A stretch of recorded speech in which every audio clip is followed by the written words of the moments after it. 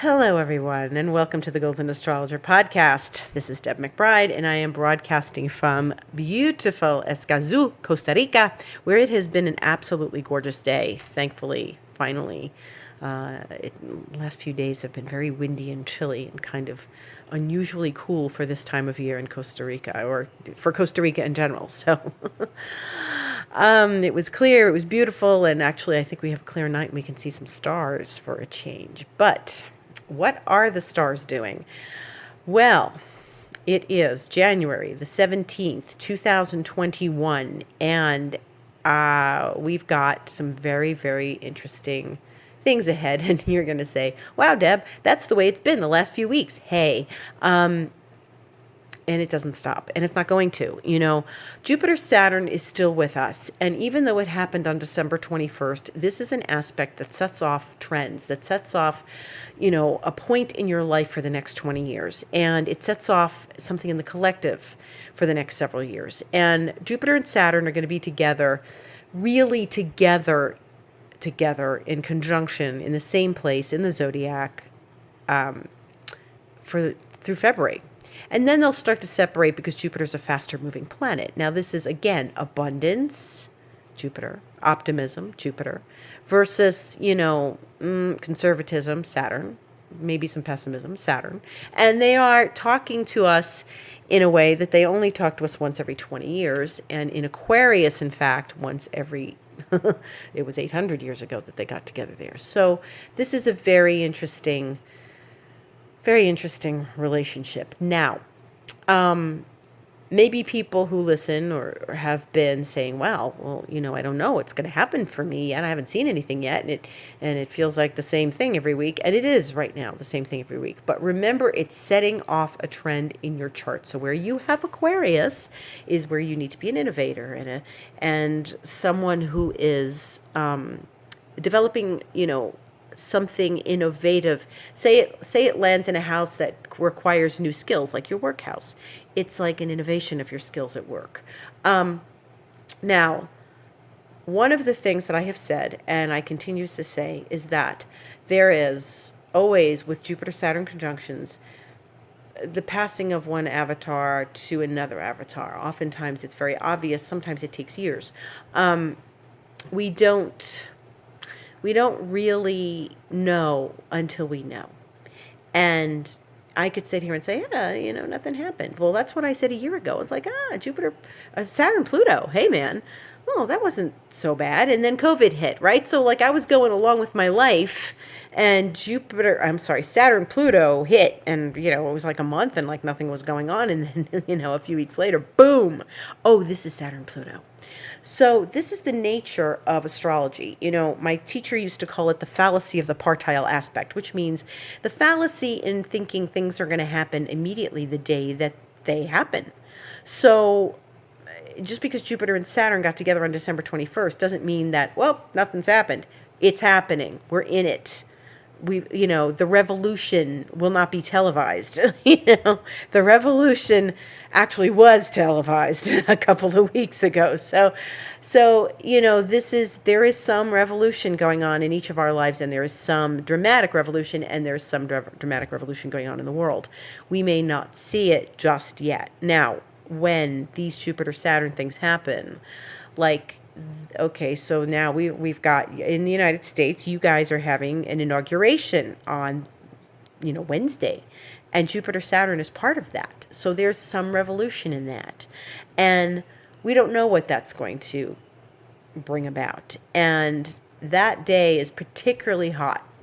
And, I know other astrologers are writing about it, and I've talked about it with the students I'm teaching, and it is a bit of a concerning day astrologically.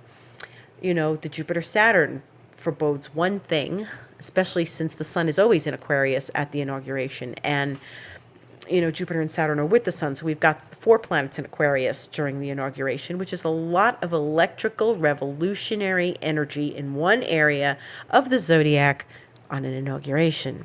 Meanwhile, the planet that rules Aquarius is Uranus, and it's in the sign of Taurus.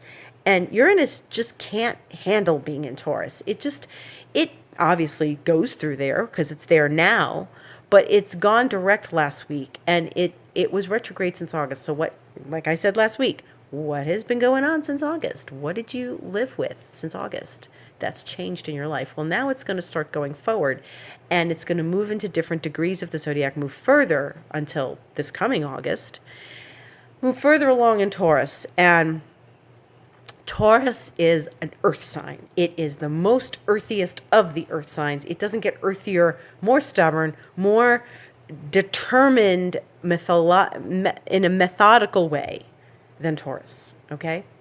And Uranus just doesn't fly with that. Uranus wants revolution. Uranus wants upheaval. Uranus wants earthquakes. It's Taurus. It's Earth and a chaotic planet. Let's see. That's an earthquake. But it's not just having Uranus there. Mars is going to meet with Uranus. Now, Mars doesn't like being in Taurus either. So the two of them together generally are an explosive combination, but they are together on the 20th of January. And they are making aspect to Jupiter because Uranus and Jupiter are talking to each other today. More on that in a minute. Now, this means that all those planets in Aquarius, and I said this last week, all the planets in Aquarius, which are innovative and technological and revolutionary, are challenging the planets that are in Taurus, which are, revolutionary as well. But Taurus is a more traditional sign. And you are feeling tensions in your life that are relative to that. Like last week I said, well, I'm outside with the technology. I'm in nature with the technology. Boom, there you go. There's the combination of Aquarius and Taurus. I am, living, and watching this because, I'm an Aquarius and I feel all of this very strongly, and I'm feeling the pangs of intensity and revolution. And some people said to me, well, it feels the same as last week. Well, yeah, to some degree, yeah, because it's just not, the intensity is just not stopping. It's just more and more and more and more the same. The 20th is no exception. And my concern about the 20th is that there are very volatile aspects going on that day. Now, that does not mean that day they are absolutely going to happen. Could be the day before, could be the day after, could be the chart of the moment. There's an important event happening in the United States that day. There is an inauguration.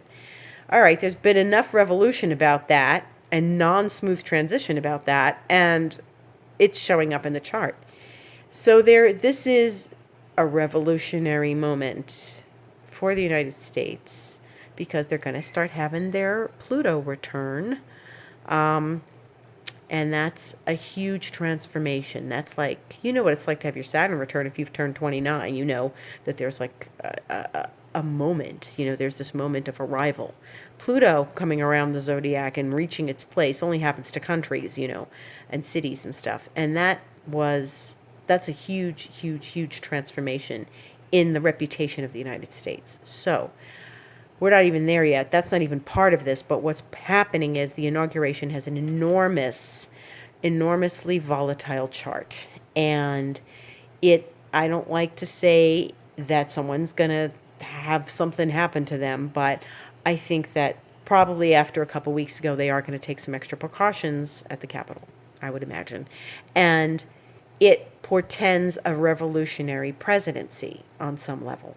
So we can hope that what you are experiencing up there, up north, is going to be something profoundly revolutionary in a way that is going to be for the betterment of everyone, that is advancement, that is innovative.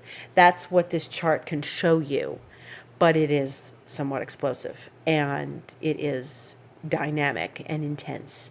And so there's more dynamic, intense aspects coming this week, and there just happens to be a major event in the United States going on at the same time. So for those of us who do not live there and who are not having that profound day connecting with huge astrology aspects, we are experiencing something different. We are experiencing maybe some tensions and some irritations and some aggravations in our lives. And again, watch your head, keep your head, drive carefully. Don't react if you don't have to. Catch yourself in your reactions. It's a day to get triggered. It really is. It's Mars and Uranus are really a volatile thing. And when we had a few years ago, 2018, I'll never forget it. There was an eclipse in Aquarius and with Mars, and it squared Uranus. And guess what? There was an earthquake here. Yeah. And Uranus was in Taurus, and yeah, there was an earthquake. I'm sitting here, and almost at the very moment of the eclipse, there was an earthquake. So, hey, in my land where I live, there could be an earthquake, and it's not. And I sit here with a chuckle, but because it sounds so, like cliched.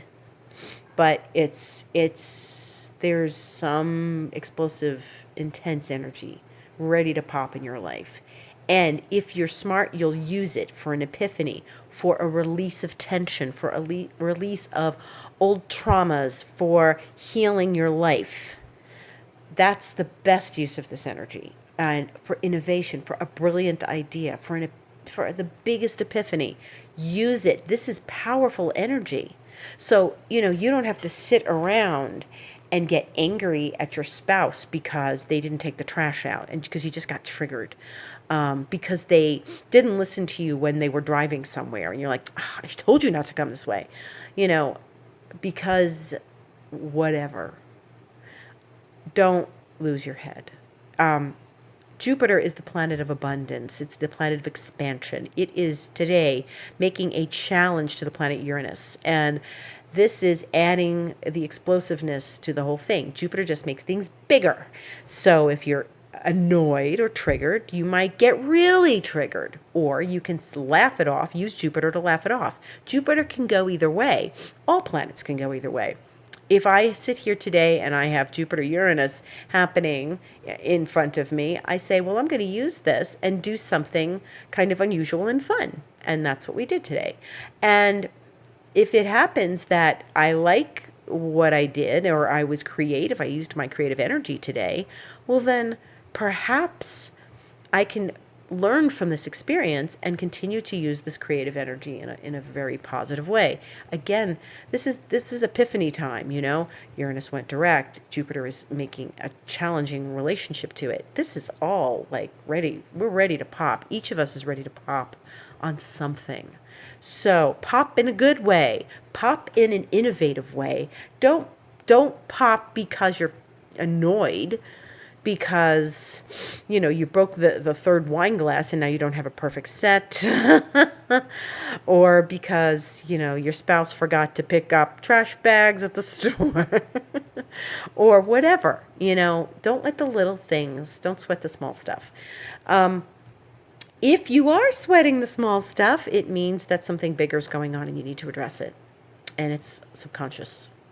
And so Uranus is a collective planet, and it is also, any of those outer planets definitely have something to do with our subconscious. So if you're working with yourself therapeutically, if you're working with someone therapeutically, remember this as you are working, that this is a week to discover and uncover and unearth stuff. Unearth, that's Jupiter squaring Uranus and Mars, okay? And this is all, it's like a major unearthing, digging up. Maybe it's a past trauma. Maybe it's a talent that you have that you need to address, that you haven't, that you've been pushing down. Maybe, if you're just discomforting, if you feel and remember last week I said find the comfort. There's not a lot of comfort in the skies right now, we've got to look and find comfort. A lot of us are eating to go comfort, to get comfort. Sometimes that's not the best way to handle it. But in any event, Jupiter squares Uranus today, and we expand Jupiter on our epiphanies, Uranus, on our brilliance, on our genius, on our innovation. And wherever you can find that in your life, allow it to bubble to the surface. Don't hold back either. It doesn't mean like, just because I said don't get, angry with your spouse, that doesn't mean there's a real reason to be angry, and there is a real reason, that you shouldn't talk it out, and confront it. But don't hold back. If you really feel like you have to pop, just don't misplace it. Don't put it someplace it doesn't belong, Don't put it on someone who doesn't deserve it. Don't put it on the cat when it belongs on the dog. Don't put it on the cat when it belongs on your husband or something. So, or your sister-in-law, your mother, whatever, your boss. Anyway, figure that out. And Jupiter allows us to figure it out. Jupiter is, again, the light and the illumination, the ability to illuminate what might be hidden from us. So we're unearthing things. So the sun changes signs on Tuesday the 19th. It goes into Aquarius in the afternoon, Eastern Time, Central Time, early afternoon Pacific Time. It's a really profound relationship because we already have Jupiter, Saturn, and Mercury in Aquarius, and now the sun joins them. So now we've got what is known as a stellium, 4 planets in Aquarius, and that is a lot of electrical, eclectic, revolutionary, brilliant, innovative, crazy, chaotic energy, all squaring the planet of chaos, Uranus. And this is a time when, we got to just roll with it. We can't really stop if the volcano is going to erupt, let it erupt. You can't control this kind of stuff. And use it to the best of your ability. Use it to have an epiphany, as I said. But when we have this event this week, when you have your inauguration in the United States, this is, it occurs under a void moon. It occurs with those planets, the void moon and the Uranus, Mars in the 12th house, the time for Washington, D.C., at noon anyway. Now I'm not entirely certain when it's going to happen. I think it usually has to happen by noon.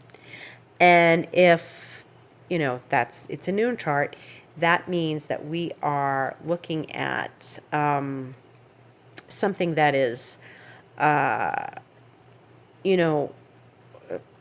behind the scenes.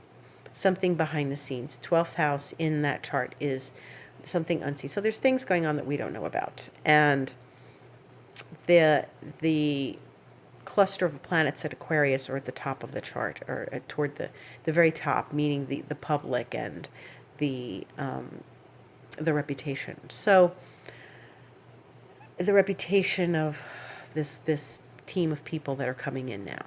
So this is going to set the tone for the next 4 years. One of the things about Jupiter-Saturn is, it often brings in, like I said earlier, and what I've been saying all along, an old avatar out, a new avatar in. In 1961, John Kennedy was inaugurated under a Jupiter-Saturn. And you know what happened there.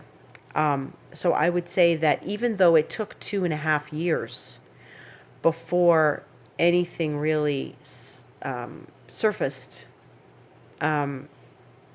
he was the end of that old avatar. And it was an interesting thing because people really admired him and his wife as sort of a fresh new energy at that time. But a new avatar came forward, and that was John Lennon. And so it's not always obvious, and it's not always immediate. And, John Lennon was a Jupiter-Saturn birth, and he rose to popularity and fame just about that time. 61, 62, 63, huge, 1963 and 1964. And he was the new voice of the people. And that changed culture in a big way. They really contributed to the collective shifts in culture back then. And then, of course, when we had a Jupiter-Saturn in 1980, he left us. And so his time as Avatar was over.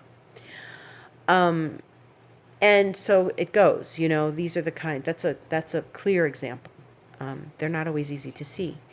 But it is the end of one thing and the beginning of something else.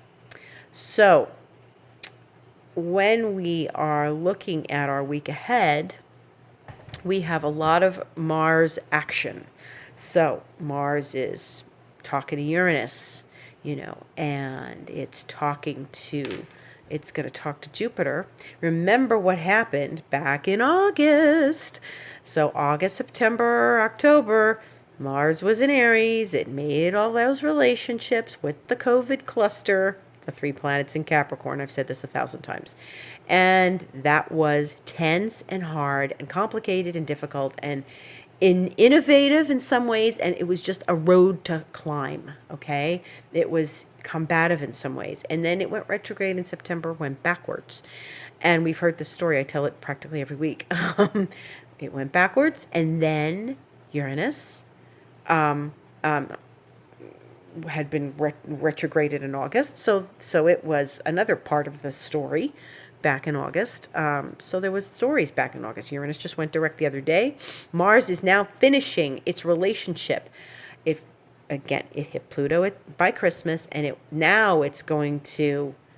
it's now finally ending the story. It's squaring Jupiter this week on the 22nd, Friday. And when it does that, Friday afternoon, Eastern time, it means that the story that started in August is finally finishing. But it's got a different twist. It's a different ending than we expected. So there's stuff that's going on for you.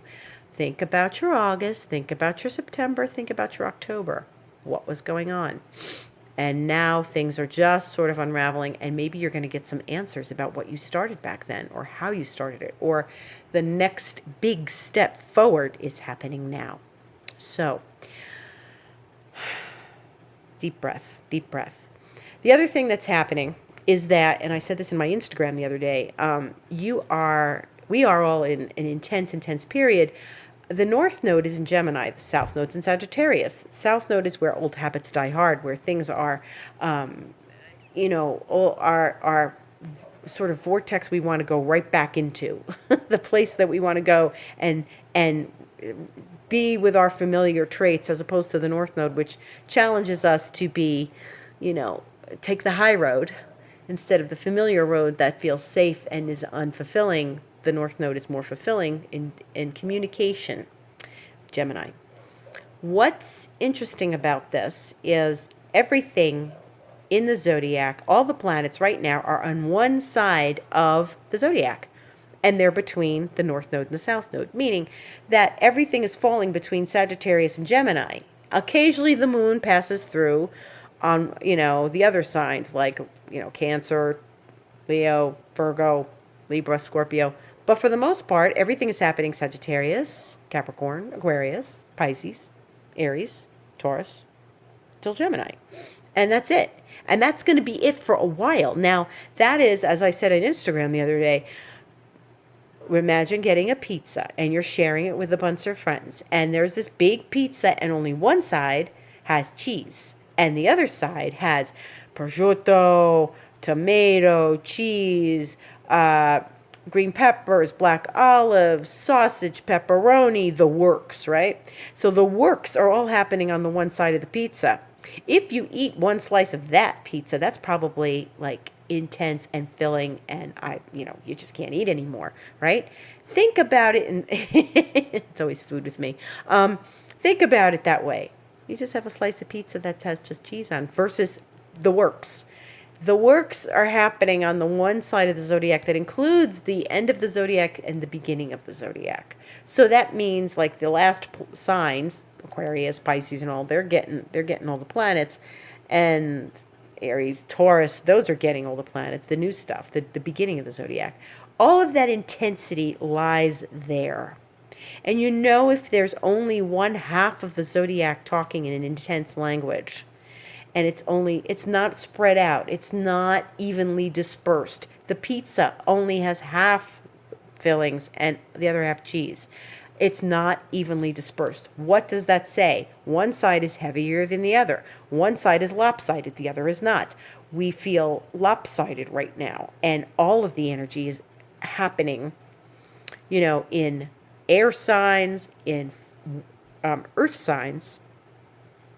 Not a whole lot in fire. It's all thinking and producing. And all the thinking that we're doing, all this thinking, all this Aquarius and analyzing and overanalyzing and complications. It's really something that is unusual, unheard of, and this is why every week it's a new story. It's a new story in the paper every week. Look at the paper. One week is like a huge headline. The next week is a huge headline. This week, a huge headline. And what more could happen? Well, that's the thing about Aquarius. Who knows? We don't know. And we have to stay comfortable in what's unknown. And that ain't easy because we want to control everything. Pluto's in Capricorn. It wants to control everything. It wants to control. It wants, to make the rules. It wants the rules established. It wants, stuff's in Taurus. We want security. It ain't happening. Don't expect security. Don't expect to just go along without some wrench thrown in your week, your day, your whatever. Something weird comes out of the woodwork. Now, if you're staying in touch with your life and you're finding that you are synchronistic with your life and you are finding synchronicities are touching your life, then you're in sync. Then you're listening to the call of the universe. Then you're listening to the quantum field. Then you're in touch with that. So, what gets you there? Well, you could do ayahuasca, or you could meditate, which I always recommend. And meditation's always a great way to just get into the field, get out of yourself, get the mind out of the body, and flip the switch off and tune in to just consciousness.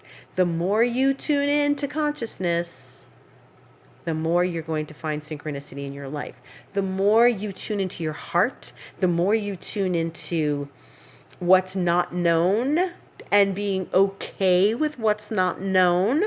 Therefore, you don't have to worry. You're just going to go with the flow. You're okay with the unknown. And when something happens and there's another huge headline in the paper, you're like, okay, all right, I'm not going to let it keep me up at night. I'm not going to let it upset me. I'm not going to be on the phone to my friends going, did you hear this? Can you believe this? It's just going to be like this for a while. And nothing is going to come out of that lopsided pizza till March. Okay, the pizza's lopsided till March. All right, so the intensity continues in one area, in 6 signs of the zodiac, half the zodiac, till March. And then we're going to get through this, piece by piece, one by one. Once we're comfortable in the unexpected, the unknown, then we're going to get a lot more skilled at navigating. And last week I said we're going to live weirdly ever after, and that's Aquarius. So yeah, let the weirdness come. Let it come. Say, bring it on. Bring it on. Because if you let the universe bring it on and you don't resist, none of it is going to freak you out. You're just going to say, just let me have it. Bring it on. I want new energy. I want the innovative. I want the unexpected. Who wants to live in the expected? Who wants to live constantly in the known? Don't keep going back to what's so familiar, because your life will just keep repeating itself. Same old, same old. Who wants that, right? Why do you want to be just comfortable? So you want to ride that wave. People come to Costa Rica so they can go surfing, and the surf is crazy here. Some places they don't let you in the water. So some people are experts at doing that. They're navigating the waves. That's what we all have to do right now. Navigate the waves. Navigate the wild electrical current of Aquarius, and that's a wave. Waves, particles are reality. Waves are the field. It's energy. And what we are navigating is the field. We want to navigate the field. The energy, the wave, just become that wave in the quantum field, and you will navigate this. You get there through paying attention to consciousness, to setting aside the ego, to meditating, to getting past yourself and what goes on in your conscious mind every day. So this podcast has been brought to you by the 60s. Yeah, it's a little groovy, right? In 1962, there was a cluster, a big stellium of planets in Aquarius in January and February of 1962, and there are people who were born with that, and they live with that every day. And so there will be people born this week and the next coming weeks as we live with, clusters of planets in Aquarius, and they will be brilliant.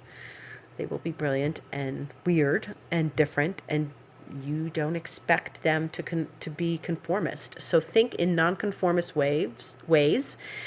Ride that wave of the quantum field and just go with it and flow with it and be innovative and expect anything and live comfortably in the unknown. I am Deb McBride. This is the Golden Astrologer Podcast. And if you'd like a session with me, you can do that by going to my website, thegoldenastrologer.com, clicking on Book Online, and it will be taken to a page where you can make a choice of what you would like to book. I am on Instagram, The Golden Astrologer, and I'm on Twitter @DebAstrology. And you can also order astrocartography reports from my website. And I'm here on Sundays, and I wish you a beautiful, beautiful Aquarian week. Happy Aquarius. That starts on Tuesday the 19th. And I will see you next week, the 24th, which is a special day for me. So just give it away. And I will wish you a beautiful week and much, much gratitude for listening. Love to all. Thank you.